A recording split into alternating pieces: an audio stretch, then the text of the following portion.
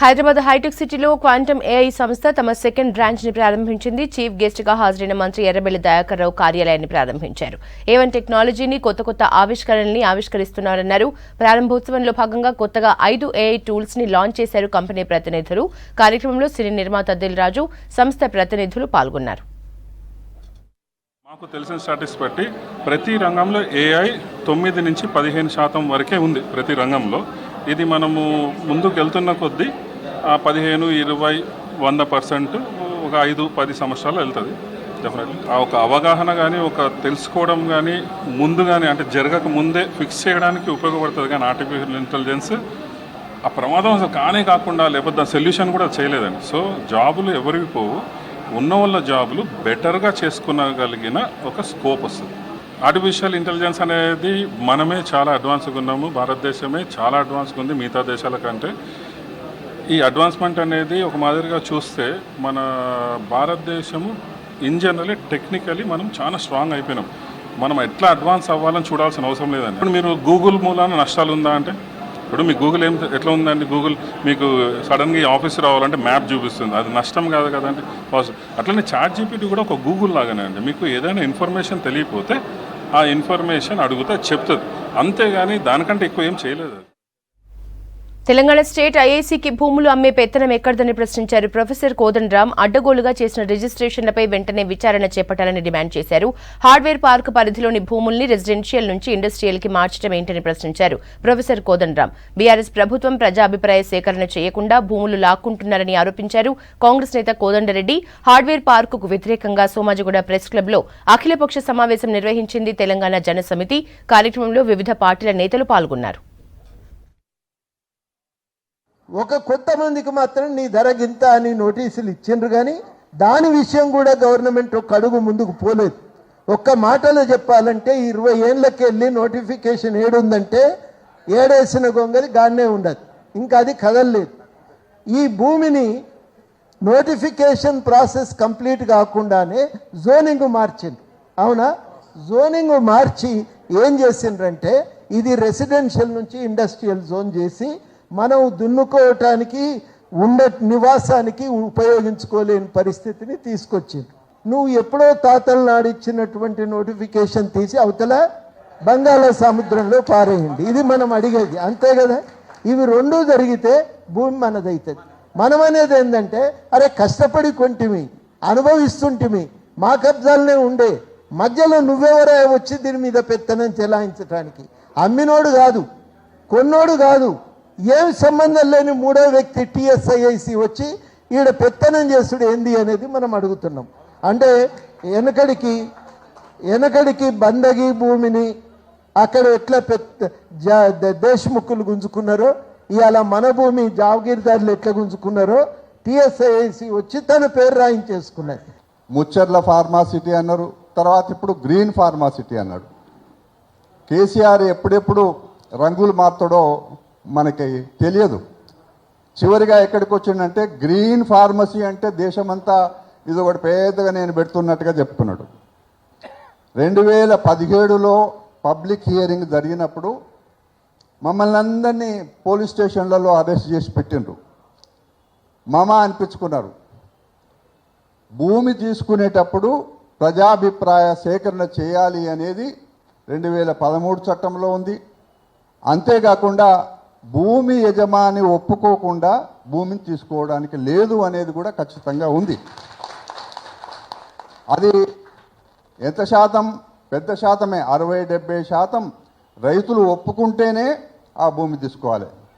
అయితే ఇక్కడ public purpose అనేది ఈ రెండిట్లలో కనిపిస్తలేదు, ఫార్మాసిటీలో కనిపిస్తలేదు. హైదరాబాద్ నెక్లెస్ రోడ్ లోని వినాయక నిమజ్జనం ఏర్పాట్లను జీహెచ్ఎంసీ కమిషనర్ రొనాల్డ్ రోజ్ తో కలిసి పరిశీలించారు. నగర CP CV Anand People's Plaza దగ్గర ఖాళీ ప్లేస్ ఉండటంతో ఎక్కువ విగ్రహాల్ని నిమజ్జనం చేసేందుకు వీలుందన్నారు సిపి ఆనంద్. పీపుల్స్ ప్లాజాతో పాటు ఎన్టీఆర్ మార్గ్ ప్రాంతాల్లో భక్తులకు ఇబ్బందులు లేకుండా ఏర్పాట్లు చేయాలని అధికారుల్ని ఆదేశించారు.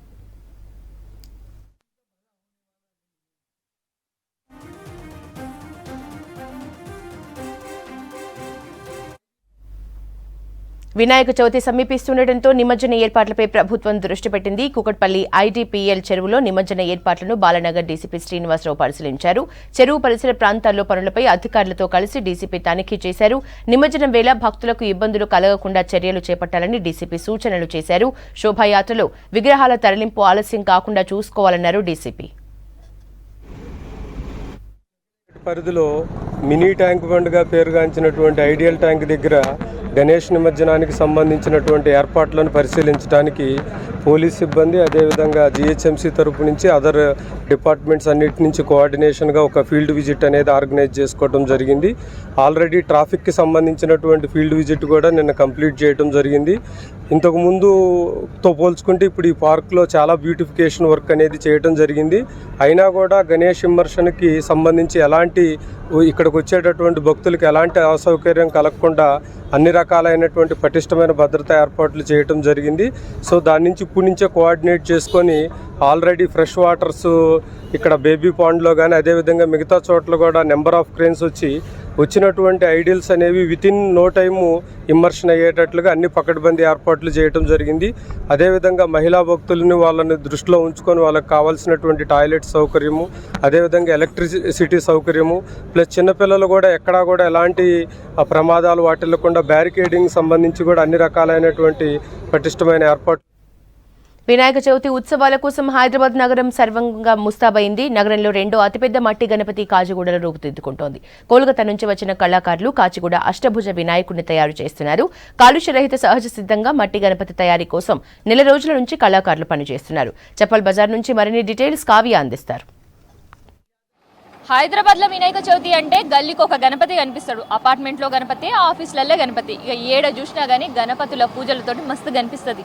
ఇంత కలర్ఫుల్గా ఎన్ని రకాల గణపతి ఉన్నా హైదరాబాద్లో బడా గణపతి అంటే అందరికీ యాదకొచ్చేది ఖైరతాబాద్ మట్టి గణపతి.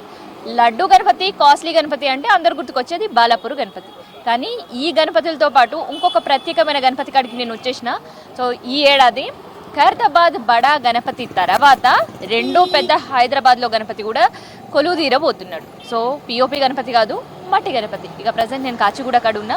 ఖైరతాబాద్ గణపతి తర్వాత రెండో బడా గణపతి మట్టి గణపతి, మహాగణపతి ఇక్కడ ఉండే గణపతి. సో ఒక్కసారి ఈ గణపతి హిస్టరీ కూడా తెలుసుకుందాం.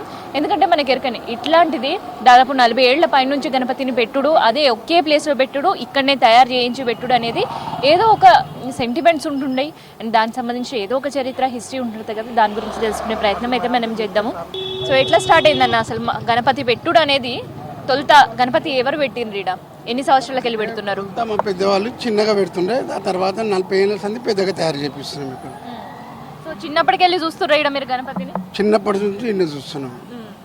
సో మరి చిన్న గణపతి పెట్టినప్పుడు ఒక్కొక్కరికి ఒక సెంటిమెంట్స్ ఉంటాయి. ఒకే ప్లేస్లో దాదాపు 40 ఏళ్ల పైనుంచి గణపతి పెట్టుడు అనేది బస్సు సహకారంతో పెద్దగా చేసినాం. ఇది అందరం కలిసి మేము మా తోటి వాళ్ళందరం కలిసి పెద్దగా చేయాలని చేస్తున్నాం. సో ఈడైతే మట్టి గణపతి కనిపిస్తుంది. సో ఎన్ని ఏళ్ళకి వెళ్ళి ఇట్లా మట్టి గణపతి తయారు చేయించుడు పెట్టిరు? మట్టి గణపతి చేపించి 3 సంవత్సరాలు అవుతుంది. అంతకుముందు ప్లాస్టర్ ఆఫ్ ప్యాలెస్ ఉంటుంది, ధూళిపెట్టికలు కొనుక్కొని పెడుతుంటివి. ఇప్పుడు ఇక్కడనే తయారు చేపిస్తున్నాం. పిఓపి కూడా ఈయన చేస్తుంటివి. తర్వాత మట్టి వినాయకుడు, ఈకో ఫ్రెండ్లీ వినాయకుడు అని 3 సంవత్సరాల సంది పెడుతున్నాం. సో మరి పిఓపి గణపతి చేసేటప్పుడు కళాకారులు ఏడికెళ్ళి పిలిపించేటోళ్ళు? అప్పుడు మద్రాసుకి వెళ్ళి పిలిపించేవాళ్ళం, ఇప్పుడు కలకత్తాకి వెళ్ళి పిలిపిస్తున్నాం. గతంలో కూడా 30 సంవత్సరాలు ప్లాస్టర్ తోటి 35 ఏళ్ళు చేసాడు. ఈ 3 సంవత్సరాల నుంచి ప్రభుత్వం అన్నది కదా కాలుష్యం గురించి, పర్యావరణ పరిరక్షణ గురించి. అటువంటి సందర్భంలో మేమే మా అన్న సాయిబాబా గారే మనసు మార్చుకొని మట్టితోటి చేద్దాం, ఎందుకు వచ్చిన నెత్తిన పని 3 ఇయర్స్ నుంచి మట్టితోటి చేస్తారు. అది కూడా కలకత్తాకు పోయి లేబర్ అందరినీ తీసుకొస్తాడు మాస్టర్. వాళ్ళకు కూడా తెలుసు అన్న చేపిస్తాడని. వాళ్ళే ముందు వచ్చేస్తారు 1 మంత్ ముందు వచ్చి 1 మంత్ నెల రోజులు పడుతుంది అమ్మ. ఇది ఇక్కడ నుంచి తీసుకపోని కూడా ఏమాత్రం ఇబ్బంది రాదు. వర్షం వచ్చినా ఇబ్బంది పడదు. గతంలో కూడా లాస్ట్ ఇయర్ వర్షం వచ్చింది, అయినా కానీ మట్టిది ఉన్నప్పటికీ మాకేం ఇబ్బంది కాలే. అంటే కళాకారులు అట్లా వినాయకుడిని తయారు చేస్తుట్లా వాళ్ళ శక్తివంతమైన పని వాళ్ళు కూడా భగవంతుని ఆశీర్వాదము. మాకైతే ఏ రోజు కూడా ఇబ్బంది కాలే. ఈ తీసుకపోవడం కూడా బస్సు వాళ్ళందరూ కార్యకర్తలు ప్లస్ రెండోది యువకులు అందరు కలిసి ప్రతి ఒక్క సెంటిమెంట్ వాళ్ళకు కంపల్సరీ వినాయకుని గుంజాలని చాలామంది వచ్చి కూడా ఈ 11 రోజులు చాలా పవిత్రంగా పూజ అవుతుంది. అనంత చతుర్దశి రోజు మేము అక్కడనే తీసుకెళ్తాం ట్యాంక్ బోర్డుకు, అక్కడనే నిమజ్జనం జరుపుతాం. ఎట్లా అనిపిస్తుంది అన్న మట్టి గణపతి చూస్తుంటే? బాగుంటుంది అమ్మా చాలా. ఇప్పుడు 3 years నుంచి చేస్తుంది మా బాబాయ్ అవుతాడు సాయిబాబా కాక అట్లా నాటి. ఇంతమందికి ఏమో పిఏపీ చేస్తుండే, ఇప్పుడు మట్టి వినాయకుడు చేస్తుంది కాబట్టి చాలా మంచిగా ఉంటుంది. సో పోయిన ఏడాది రూపానికి ఈ ఏడాది రూపానికి చేంజ్ కనిపిస్తుంది మరి? ఈసారి చాలా బాగుంది. సో ఇది హైదరాబాద్లో రెండో పెద్ద మట్టి గణపతి, ఖైరతాబాద్ తర్వాత ఉండే బడా మట్టి గణపతికి సంబంధించిన ఇన్ఫర్మేషన్ అండ్ దాంతోపాటు కళాకారులకు సంబంధించి అండ్ ఇక్కడ ఈ మట్టి గణపతికి ఉండే భక్తుల సెంటిమెంట్ సంబంధించిన ఇన్ఫర్మేషన్ ఇది. కెమెరా పర్సన్ వేణుతో కావ్య, V6 న్యూస్, హైదరాబాద్. మేడ్చల్ జిల్లా కీసర తహసీల్దార్ ఆఫీస్ ముందు ఆందోళన చేశారు అంగన్వాడీ టీచర్లు, ఆయాలు. 3 రోజుల నుంచి సమ్మె చేస్తున్నా ప్రభుత్వం తమను పట్టించుకోవడం లేదని ఆవేదన వ్యక్తం చేస్తున్నారు. ప్రభుత్వం ఇచ్చే కనీస వేతనం సరిపోక తీవ్ర ఇబ్బందులు పడుతున్నామని చెప్తున్నారు అంగన్వాడీలు. కొత్త యాప్లు ఇచ్చి తమపై పనిభారం మోపుతున్నారని ఆగ్రహం వ్యక్తం చేస్తున్నారు. అంగన్వాడీ టీచర్ చనిపోతే 20,000, ఆయమ్మ చనిపోతే 10,000 ఇస్తామనటం బాధాకరమన్నారు. అంటే ఇప్పుడున్న ధరలకు అనుగుణంగా మా జీతాలు సరిపోవట్లేదు. మరియు అదనపు పనులు చెప్పడం జరుగుతుంది. బిఎల్ఓ డ్యూటీలు, ఇంకా వేరే యాప్లు 2 యాప్లు చేయాలంటే చాలా ఇబ్బందికరంగా ఉంది. మళ్ళీ కనీస వేతనము 26,000 కావాలి. రిటైర్మెంట్ బెనిఫిట్స్ టీచర్కు 10 లక్షలు మరియు ఆయమ్మకు 5 లక్షలు కావాలని మేము అడుగుతున్నాము. ఒకవేళ రిటైర్మెంట్ అయితే టీచర్కు ₹1,00,000, ఆయమ్మకు 50,000. కానీ అది మనకు సరిపోదు. ఇన్ని సంవత్సరాలు చేసిన తర్వాత 65 సంవత్సరాల తర్వాత మాకు ₹1,00,000 తీసుకోవడం అంటే మాకు అది సరిపోదండి. కనీసం వేతనం ఇప్పుడు ఉన్న ధరలకు అనుగుణంగానే అడుగుతున్నాం. మేమే ఎక్కువ అడగట్లేదు. టీచర్ చనిపోతే ₹20,000, ఆయమ్మ చనిపోతే 10,000 ఇస్తామంటున్నారు. ఇది ఎంతవరకు సమంజసం అండి? పిల్లలకు కూడా మేము న్యాయం చేయలేకపోతున్నాం. అదనపు డ్యూటీల వల్ల అక్కడ బిఎల్ఓ డ్యూటీలకు, ఇక్కడ గ్రామ పంచాయతీ, మళ్ళీ ఇక్కడ వేరే చేయడానికి మాకు హైదరాబాద్ ఉస్మానియా హాస్పిటల్లో డాక్టర్లు ధర్నా చేశారు. డాక్టర్ల సమస్యలను పరిష్కరించడంతో పాటు కొత్త బిల్లింగ్ కట్టాలని డిమాండ్ చేశారు. పెండింగ్లో ఉన్న జీతాలు చెల్లించాలన్నారు. 142 జీవో రద్దు చేసి డిప్యూటీ DMHO పోస్టుల్ని భర్తీ చేయాలని కోరారు. సీనియారిటీని బట్టి ప్రమోషన్లు ఇవ్వాలన్నారు డాక్టర్స్. 142 జీవో.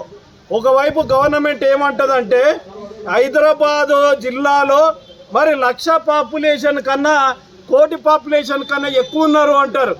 మేము ఒకటే అడుగుతా ఉన్నాం, 33 జిల్లాలు చేసారు. 33 జిల్లాలకి 33 DMHOలు ఉండాలా? మేము ఇది ఇప్పటి నుండి కాదు, డైరెక్టర్ ఆఫ్ హెల్త్ పోస్టుని క్రియేట్ చేయకుండా, సూపర్ న్యూమరీ పోస్ట్ చేయకుండా ఈ రోజు వరకు ఆపడం గవర్నమెంట్ ఉద్దేశం ఏందో మరి హరీష్ రావు గారు చెప్పాల్సిన అవసరం ఉన్నది అని చెప్తా ఉన్నాము. ఈరోజు ఇష్టానుసారంగా జీవోలు 142 జీవో అని చెప్పేసి ఏదైతే పెట్టిండో రిజిస్ట్రేషన్ పేరిట మొన్ననే 317 జోనల్ వ్యవస్థ క్రియేట్ చేసి డాక్టర్లను, మిగతా స్టాఫ్ని ఇష్టానుసారంగా విభజించడం జరిగింది. జోనల్ వైజ్ ఒప్పుకున్నాం, కాదని కాదు. కానీ 142 జీవోని ఇచ్చేసి దాంట్లో SPMలను జూనియర్లు అయినా పర్లేదని.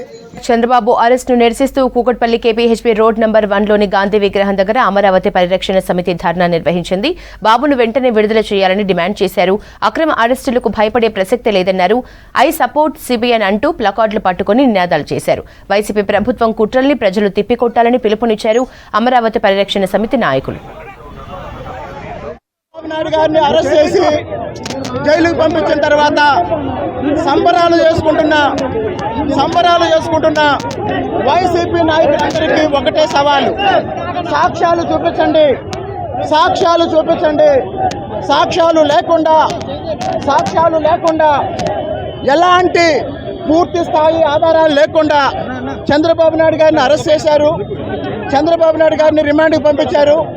రిమాండ్కి పంపించిన ఈ 4-5 రోజుల తర్వాత కూడా రాష్ట్ర ప్రభుత్వ అడిషనల్ అడ్వకేట్ జనరల్ కానీ, అలాగనే రాష్ట్ర ప్రభుత్వంలో ఉన్న ముఖ్యమైన వ్యక్తులు కానీ ఎవరు కూడా చంద్రబాబు నాయుడు గారికి ₹1 ఈ స్కిల్ డెవలప్మెంట్ సంబంధించి అవకతవకలు జరిగాయని ఎవరూ నిరూపించలేకపోయారు. కాబట్టి బేషరతుగా చంద్రబాబు నాయుడు గారిని విడుదల చేయాలి. అసలు ఈ స్కిల్ డెవలప్మెంట్ కేసుని రద్దు చేయాలి. కాబట్టి సంబరాలు చేసుకునే మంత్రులకి సవాల్, సాక్ష్యాలు చూపించండి. హైదరాబాద్ గచ్చిబౌలి విప్రో సర్కిల్ దగ్గర ఉద్రిక్తత నెలకొంది. ఏపీ మాజీ సీఎం చంద్రబాబు అరెస్టుకు నిరసనగా మానవహారానికి పిలుపునిచ్చారు టీడీపీ ఐటీ వింగ్ నేతలు. ఐఎమ్ విత్ సిబిఎన్ పేరుతో కార్యక్రమానికి పిలుపునిచ్చారు. అయితే ఈ ప్రోగ్రాంకి పోలీసులు అనుమతి ఇవ్వలేదు. విప్రో సర్కిల్ దగ్గరికి వచ్చిన ఐటీ ఉద్యోగుల్ని పోలీసులు చెదరగొట్టారు.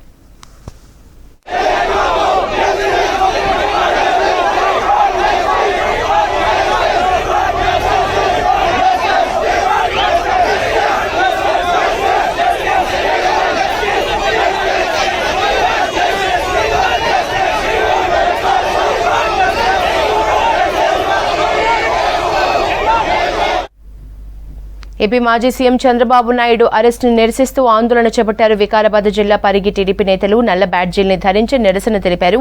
చంద్రబాబును విడుదల చేసి ప్రజాస్వామ్యాన్ని కాపాడాలని నినాదాలు చేశారు. రాజకీయ కక్షతోనే అక్రమ కేసులు పెట్టారని జాతీయ కార్యదర్శి కాసాని వీరేష్ తెలిపారు. తెలుగుదేశం పార్టీకి పెరుగుతున్న ఆదరణ చూసి ఓర్వలేక కేసులు పెడుతున్నారని విమర్శించారు. కార్యక్రమంలో నేతలు కార్యకర్తలు పాల్గొన్నారు.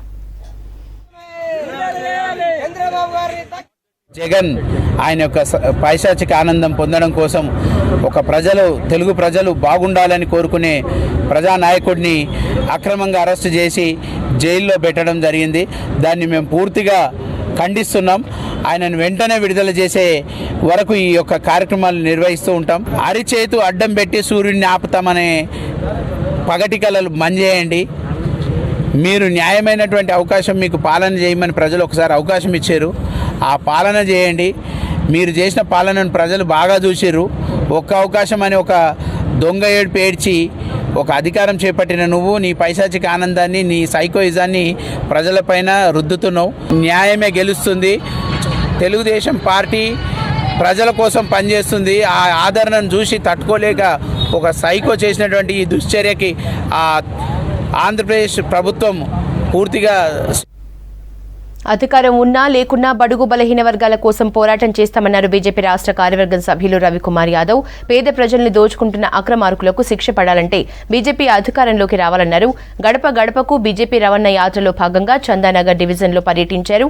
శాంతినగర్, ఆదర్శనగర్, దుర్గా ఎస్టేట్లో పాదయాత్ర చేస్తూ ప్రజల సమస్యల్ని అడిగి తెలుసుకున్నారు. కార్యక్రమంలో బీజేపీ నేతలు కార్యకర్తలు పాల్గొన్నారు.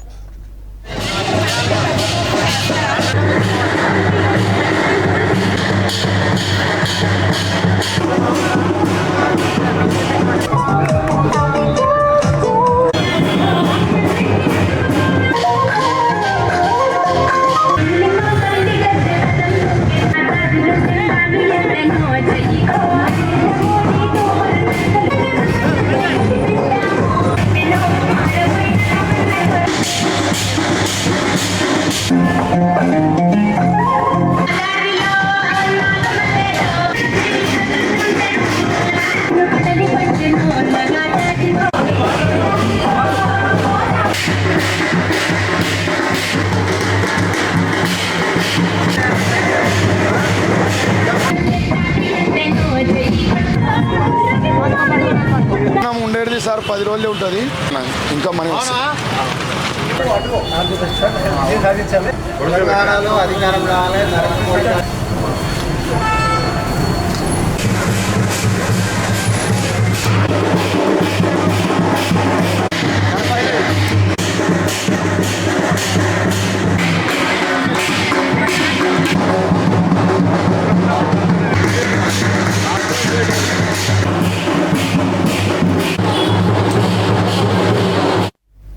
మధ్యతరగతి ప్రజల కోసం సీతాపల్ మండలిలో Setwin training centre, multipurpose function halls ని డిప్యూటీ స్పీకర్ పద్మారావు గౌడ్ నిర్మించారన్నారు ఎంపీ సంతోష్ కుమార్. పబ్లిక్ కు అవసరమైన మౌలిక సదుపాయాలు కల్పించడం మంచి విషయమన్నారు.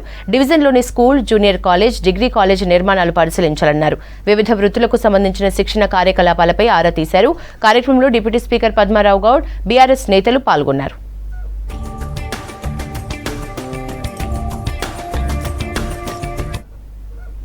జేఎల్, డిఎల్, పాలిటెక్నిక్ టీచర్స్ ని రెగ్యులరైజ్ చేసిన ప్రభుత్వం తమపై వివక్ష చూపటం దారుణమన్నారు ఓయూ కాంట్రాక్ట్ అసిస్టెంట్ ప్రొఫెసర్ అధ్యక్షులు డాక్టర్ ధర్మతేజ్. ఉద్యోగాల్ని రెగ్యులర్ చేయాలని డిమాండ్ చేస్తూ ఓయూ ఆర్ట్స్ కాలేజ్ ముందు పెన్డౌన్లో భాగంగా శాంతియుత దీక్ష చేపట్టారు. సీఎం కేసీఆర్ గతంలో ఇచ్చిన హామీని నెరవేర్చాలన్నారు. ప్రభుత్వం నుంచి స్పష్టమైన హామీ వచ్చే వరకు నిరసనను విరమించేది లేదన్నారు ప్రొఫెసర్లు. తెలంగాణలోని 12 యూనివర్సిటీల లోపల కాంట్రాక్ట్ అసిస్టెంట్ ప్రొఫెసర్లను రెగ్యులరైజ్ చేయాలనేటువంటి డిమాండ్తో మొత్తం రకరకాలుగా ఉద్యమాలు చేస్తున్నప్పటికీ ప్రభుత్వం ఇంకా స్పందించలేదు, స్పష్టమైనటువంటి హామీ ఇవ్వలేదు. అంతేకాదు degree junior polytechnic college lecturer contract లెక్చరర్తో పాటు ప్రభుత్వంలో పనిచేసినటువంటి కాంట్రాక్ట్ ఉద్యోగులందరినీ రెగ్యులరైజ్ చేశారు. ఆర్టీసీ వాళ్లకు ప్రభుత్వం అధీనంలో తీసుకుంది, విఆర్ఏలను రెగ్యులరైజ్ చేశారు, అందరినీ చేశారు. కేవలం యూనివర్సిటీ కాంట్రాక్ట్ అసిస్టెంట్ ప్రొఫెసర్లను ఇంతవరకు రెగ్యులరైజ్ చేస్తున్నట్టు హామీ ఇవ్వలేదు, ఎలాంటి ఉత్తర్వులు జారీ చేయలేదు. కాబట్టి మేము చాలా బాధపడుతున్నాం. మేము 12 యూనివర్సిటీలో వర్క్ చేసే కాంట్రాక్ట్ అసిస్టెంట్ ప్రొఫెసర్స్ అందరం కూడా ఒక 3 నెలల నుంచి స్ట్రైక్ చేస్తున్నామండి. అంటే 3 నెలల నుంచి చేసే దాంట్లో వర్క్ చేసుకుంటూ మా నిరసన తెలియజేసినాం. సెప్టెంబర్ 4th నుంచి మాత్రం చాక్ డౌన్ పెన్ డౌన్ చేస్తూ ఉన్నాం. మేము అడిగేది ఏంటంటే సీఎం గారు మాకు ఆల్రెడీ ఇచ్చిన వాగ్దానాన్ని నిలబెట్టుకోమని. మేనిఫెస్టోలో సీఎం సరే పెట్టారు, కాంట్రాక్ట్ అనే వర్డ్ లేకుండా చేస్తామని. అదే విషయాన్ని మేము వాళ్ళకి చెప్పాలనుకుంటున్నాం. అంటే అందరికీ చేసి అన్ని డిపార్ట్మెంట్స్కి చేశారు, ఓన్లీ లెఫ్ట్ ఓవర్ మేము ఒక్కరమే ఉన్నాం. సో ఈ యూనివర్సిటీ పైన ఈ వివక్షతా భావాన్ని విడనాడి మాకు రెగ్యులరైజ్ చేస్తే దానివల్ల యూనివర్సిటీకి సంఘానికి కూడా చాలా ఉపయోగపడుతుందని మేము అనుకుంటున్నాం. ఇప్పటికైనా తెలంగాణ యూనివర్సిటీ విద్యార్థుల భవిష్యత్తును దృష్టిలో పెట్టుకొని మా కాంట్రాక్ట్ టీచర్లను తక్షణం రెగ్యులరైజ్ చేస్తే యూనివర్సిటీలు బలోపేతం అవుతాయి.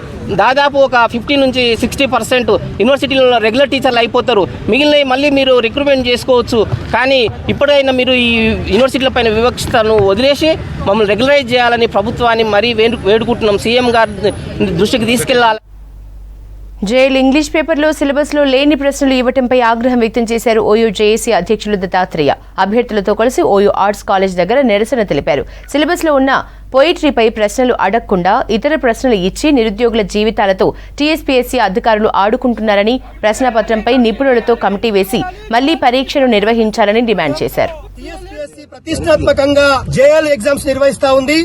నిన్న జరిగినటువంటి జేఎల్ ఆంగ్ల పరీక్షలో ఏదైతే టీఎస్పీఎస్సీ సిలబస్ ని ప్రకటించిందో ఆ సిలబస్ లో మెన్షన్ చేసినటువంటి రైటర్స్ పైన వాళ్ళ యొక్క రచనల పైన ప్రశ్నలు ఇవ్వకుండా కేవలం సిలబస్ కు విరుద్ధంగా సిలబస్ లో లేని ప్రశ్నలు ఇచ్చి అభ్యర్థులందరి యొక్క ఆశలపై నీళ్లు చల్లింది. కాబట్టి తక్షణం తెలంగాణ పబ్లిక్ సర్వీస్ కమిషన్ లో ఉన్నటువంటి సెక్రటరీ గారు, చైర్మన్ గారు ఈ సిలబస్ పైన రివ్యూ చేసి ఏదైతే సిలబస్ కు విరుద్ధంగా ప్రశ్నలు ఇచ్చారో ఎన్నో ఆశలతో నిరుద్యోగులందరూ కూడా 2007 తర్వాత జేఎల్ నోటిఫికేషన్ వస్తే ఇవాళ 2023లో పరీక్ష రాసినటువంటి పరిస్థితి. ఉస్మానియా చరిత్ర ఉట్టిపడేలా లైటింగ్ షో ఏర్పాటు చేశామన్నారు విసి రవీందర్. కేంద్ర ప్రభుత్వ కల్చరల్ డిపార్ట్మెంట్ ఆధ్వర్యంలో 12 కోట్ల రూపాయలతో ఏర్పాట్లు చేసినట్లు తెలిపారు. 1917 నుంచి ఇప్పటి వరకు వర్సిటీ చరిత్ర తెలిపే విధంగా గ్రాఫిక్స్, పాటలు రెడీ చేస్తున్నామంటున్న విసి రవీందర్తో అజయ్ ఫేస్ టు ఫేస్. ప్రతిష్టాత్మకమైన ఉస్మానియా యూనివర్సిటీ ఏదైతే ఆర్ట్స్ కాలేజ్ బిల్డింగ్ పైన పూర్తిగా డైనమిక్ లైటింగ్ ఏర్పాటుతో పాటు ఇటు లేజర్ షో, దాంతోపాటు యూనివర్సిటీకి సంబంధించిన చరిత్ర మొత్తం కూడా డిస్ప్లే చేసే విధంగా కేంద్ర ప్రభుత్వము అయితే కల్చర్ డిపార్ట్మెంట్ నిధులు మంజూరు చేయడం జరిగింది. అయితే దీనికి సంబంధించి అంటే ఎప్పటి నుండి దీనికి సంబంధించిన గ్రౌండ్ వర్క్ నడుస్తుంది, సో దాని ప్రత్యేకతలు ఏంటి అనేది మాట్లాడేందుకు మనతో పాటు ఉస్మానియా యూనివర్సిటీ వైస్ ఛాన్సలర్ ఉన్నారు. సార్ చెప్పండి, ఈ హిస్టారికల్ బిల్డింగ్ సంబంధించి దాదాపు ఎన్ని కోట్ల రూపాయలు కేంద్ర ప్రభుత్వం కల్చర్ డిపార్ట్మెంట్ రిలీజ్ చేసింది, దీనికి ఎంతవరకు గ్రౌండ్ వర్క్ చేశారు? ఇప్పుడు దాదాపు ఒక 1 year నుంచి మేము దీనికి ప్రయత్నం చేస్తున్నాము. ఒక కల్చర్ డిపార్ట్మెంటులో హెరిటేజ్ బిల్డింగ్స్, ఆర్కిటెక్చరల్ ఉన్నటువంటి వాటిని సౌండ్ అండ్ లైట్ సిస్టమ్ ద్వారా డెవలప్ చేయడానికి అవకాశం ఉందని అన్నప్పుడు మేము అప్రోచ్ కావడం జరిగింది. దానికి ప్రతిస్పందిస్తూ ఈ యొక్క కాన్స్టిట్యుయెన్సీ పార్లమెంట్ సభ్యులు, అదేవిధంగా ఈ ఉస్మాన్ యూనివర్సిటీ స్టూడెంట్గా ఉన్నటువంటి కిషన్ రెడ్డి గారు వెంటనే స్పందించి దాదాపు 12 కోట్ల రూపాయలతోటి ఈ యొక్క సౌండ్ అండ్ లైట్ సిస్టమ్ను శాంక్షన్ చేయడం జరిగింది. అంటే ముఖ్యంగా ఇందులో ఉన్నటువంటి ఒక ప్రాధాన్యత ఏంటంటే దాదాపు ఒక హిస్టరీని, అంటే వచ్చేటువంటి ఒక జనరేషన్కు ప్రస్తుతం ఉన్నటువంటి వాళ్ళకు ఈ యొక్క ఉస్మాన్ యూనివర్సిటీ చరిత్ర తెలియదు. ఆ చరిత్రను తెలియజెప్పేటువంటి విధంగా ఈ యొక్క సౌండ్ అండ్ లైట్లోనే ఇంటిగ్రేట్ చేస్తున్నటువంటి చరిత్రను కూడా ఇంటిగ్రేట్ చేయడం జరిగింది. దానికి ఒక కమిటీని వేయడం జరిగింది. ఆ కమిటీలో ఉన్నటువంటి ప్రొఫెసర్స్ ఆ స్టోరీని కూడా ప్రిపేర్ చేయడం జరిగింది. అది ప్రధానంగా ఒక 4 భాగాలుగా ప్రిపేర్ చేయడం జరిగింది. 17 నుంచి 1948 వరకు. అంటే 1948 ఎందుకు డిమార్కేషన్ అంటే హైదరాబాద్ ఇంటిగ్రేషను జరిగింది కాబట్టి అప్పటి వరకు హైదరాబాద్ స్టేటు ఉన్నటువంటిది ఇండియన్ యూనియన్లో ఇంటిగ్రేషన్ జరిగినటువంటి తర్వాత అక్కడి వరకు ఒక ఫేజు. 1948 నుంచి 1956 వరకు హైదరాబాద్ స్టేట్గా కొనసాగడం జరిగింది. 1956లో ఆంధ్రప్రదేశ్గా మారిన తర్వాత 1969 వరకు ఒక ఫేజు, 1969 నుంచి 2001 వరకు, 2001 నుంచి 14 వరకు తెలంగాణ ఫార్మేషన్ వరకు అండ్ పోస్ట్ తెలంగాణ వరకు కూడా ఈ యొక్క 5 దశలలో ఈ యొక్క హిస్టరీని ప్రిపేర్ చేయడం జరిగింది. అంటే చాలా వరకు నిజాం ఇచ్చినటువంటి కాంట్రిబ్యూషన్ ఏవైతే ఉందో 17 నుంచి ఇప్పటి వరకు ఎంతోమందిని మేధావులను, సైంటిస్టులను, ఇంజనీర్స్ను, డాక్టర్స్ను, ముఖ్యంగా ప్రపంచ మేధావులను సృష్టించినటువంటి ఉస్మానియా యొక్క హిస్టరీని ఈ యొక్క సౌండ్ అండ్ లైట్ షోలో భాగంగా దాన్ని ఇంటిగ్రేట్ చేసేటువంటి ప్రయత్నం చేయడం జరిగింది. సో అది ఎవ్రీ సాటర్డే సండే దీన్ని మేము ప్రదర్శించాలని అనుకుంటున్నాము.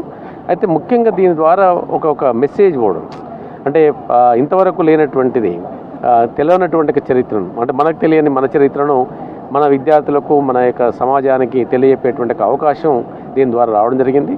అదేవిధంగా ఒక మాన్యుమెంట్, ఆర్ట్స్ కాలేజ్ అనేటువంటి ఒక ఐకానిక్ బిల్డింగ్, ఈ ఐకానిక్ బిల్డింగ్కి ఈ యొక్క లైట్స్ చాలా అంటే సుందరంగా కనిపించేటువంటి విధంగా చేయడం, ఫెస్టివల్స్ అప్పుడు కానీ, ఇండిపెండెన్స్ డే కానీ, రిపబ్లిక్ డే కానీ సుందరంగా తీర్చిదిద్ది ఈ యొక్క హిస్టరీని ప్రొపగేట్ చేయడానికి అవకాశం ఉంది. దీంట్లో కొన్ని చిన్న చిన్న పాటలను కూడా ఇంటిగ్రేట్ చేస్తున్నాం. ఆ పాటలను రచించడానికి గోరటి వెంకన్న గారికి ఇవ్వడం జరిగింది. గోరటి వెంకన్న గారు దానిపైన ఉన్నారు. మా ఆర్కియాలజీలో ఉన్నటువంటి ప్రొఫెసరు ప్లస్ హిస్టరీ ప్రొఫెసర్స్ అంతా కలిసి కమిటీని ఏర్పాటు చేసుకొని ఇది చేయడం జరిగింది. అంటే ఇప్పుడు 1917 నుండి డే 1 నుండి ఇప్పటి వరకు ఏం జరిగింది, ఇందులో విశిష్టతలు ఏంది అనేది మొత్తం కూడా తెరపైకి తీసుకొచ్చే ప్రయత్నం చేస్తున్నారు. అంటే ఇందులో ఎవరెవరిని భాగస్వామ్యం చేశారు, ఎందుకంటే ఈ చరిత్ర మొత్తం తెలిసిన వాళ్ళు ఎవరెవరు ఉన్నారు ఇందులో? ఇప్పుడు చరిత్ర అంతా నిక్షిప్తమై ఉన్నది, కొత్తదేం కాదు, చాలా మంది లిఖించబడి ఉన్నటువంటి చరిత్ర. కాబట్టి for example Vande Mataram movement ఉంది. వందే మాతరం మూమెంట్లో స్వర్గీయ పివి నరసింహారావు గారు పార్టిసిపేట్ చేసినప్పుడు అప్పుడు ఉన్నటువంటి గవర్నమెంట్ ఆయన ఎక్స్పెల్ చేయడం జరిగింది. అంటే ఆ వందే మాతరం మూమెంట్ నుంచి యాంటీ నిజాం స్ట్రగుల్ జరిగినటువంటి వాటిని కావచ్చు, ఇంటిగ్రేషన్ జరిగినటువంటి స్ట్రగుల్ కావచ్చు, ఇడ్లీ సాంబార్ గోబ్యాక్ మూమెంట్ కావచ్చు, తెలంగాణ మొదటి దశలో 69లో జరిగినటువంటి ఉద్యమం కావచ్చు, అదేవిధంగా తర్వాత 2001 నుంచి వచ్చినటువంటి మలిదశ ఉద్యమం కావచ్చు, 14 వరకు ఉస్మానియా యూనివర్సిటీ యొక్క కాంట్రిబ్యూషన్స్ ఏవైతే ఉన్నాయో కాంట్రిబ్యూషన్స్ అన్నింటినీ కూడా పరిగణలోకి తీసుకుంటున్నాం.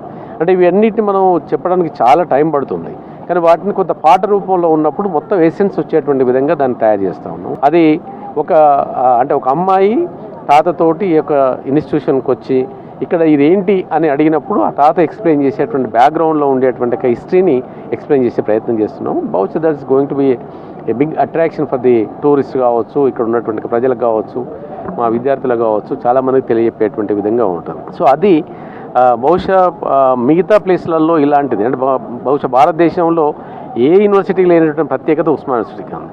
ఆ ఉస్మానియాకు ఉన్నటువంటి ప్రత్యేకత ప్రధానంగా ఈ యొక్క ఐకానిక్ బిల్డింగ్ను ఈ లైట్, సౌండ్ అండ్ హిస్టరీని and its contribution, not only history, its contribution science కావచ్చు, సైంటిస్ట్ని కావచ్చు, ఇంజనీర్స్ని కావచ్చు.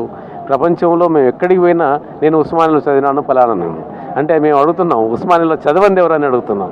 సో అలాంటి ప్రఖ్యాతిగాంచినటువంటి ఉస్మానియా యూనివర్సిటీకి ఇలాంటి ప్రతిష్టాత్మకమైనటువంటి ఒక సౌండ్ అండ్ లైట్ అండ్ హిస్టరీని ఇంటిగ్రేట్ చేసేటువంటిది రావడం అనేటువంటిది నిజంగా మాకు చాలా ఆనందదాయకం. అందుకే ఉస్మానియా యూనివర్సిటీ పక్షాన గౌరవ మంత్రివర్యులు కిషన్ రెడ్డి గారికి, గౌరవ మంత్రివర్యులు శ్రీనివాస్ గౌడ్ గారికి, రాష్ట్రంలో ఉన్నటువంటి శ్రీనివాస్ గౌడ్ గారికి కూడా ఈ సందర్భంగా మీకు కృతజ్ఞతలు తెలియజేస్తాను. ఫైనల్ చెప్పండి, ఇప్పటికైతే ఈ లైటింగ్ ఇది అందుబాటులోకి తీసుకొచ్చిండ్రు, కాకపోతే ఆ చరిత్ర డిస్ప్లే చేయడం కావచ్చు, ఆ గ్రాఫిక్స్, ఆ పాటలు ఎప్పుడు అందుబాటులోకి వచ్చే అవకాశం వరకు అంటే ఆల్మోస్ట్ ఆల్ రెడీ అయింది. కొన్ని 2 చరణాలు, 3 చరణాలు, ఇప్పుడు కందికొండ గారి పాట ఉంది, అది నేను చేయడం జరిగింది. అలా కాకుండా మొత్తం సాంగ్ కాకుండా ఒక్కొక్క ఫేజ్ ఆఫ్ హిస్టరీని ఎక్స్ప్లెయిన్ చేసేయడానికి ఉద్దేశించినటువంటి 2 చరణాలు, 3 చరణాలు ఉండేటువంటి విధంగా అది తయారవుతుంది. అదొక ప్రివ్యూ అయిన తర్వాత దాన్ని ఒకసారి ఫైనల్ మేము అప్రూవల్ ఇచ్చిన తర్వాత అప్పుడు అది అంటే మేము కంటెంట్కి ఇంపార్టెన్స్ ఇస్తున్నాం, వ్యక్తులు ఇంపార్టెంట్ కాదు, కంటెంట్కు హిస్టరీకి ఇంపార్టెన్స్ ఇస్తూ అది ప్రిపేర్ చేస్తున్నాము. అది అయిన తర్వాత దాన్ని ఒకసారి రిలీజ్ చేస్తాం. 22వ తేదీ పూర్తిగా కూడా ఇటు డైనమిక్ లైటింగ్తో పాటు ఏదైతే ఆర్ట్స్ కాలేజ్ సంబంధించి ఉస్మానియా యూనివర్సిటీ చరిత్రను డిస్ప్లే చేసే దిశగా అన్ని ఏర్పాట్లు చేస్తున్నామనేది వైస్ ఛాన్సలర్ చెప్తున్నారు. కెమెరా పర్సన్ రాజ్ కుమార్తో కలిసి అజయ్ V6 న్యూస్, హైదరాబాద్. ఇవి హమారా Hyderabad updates. Stay tuned to V6 news as it is.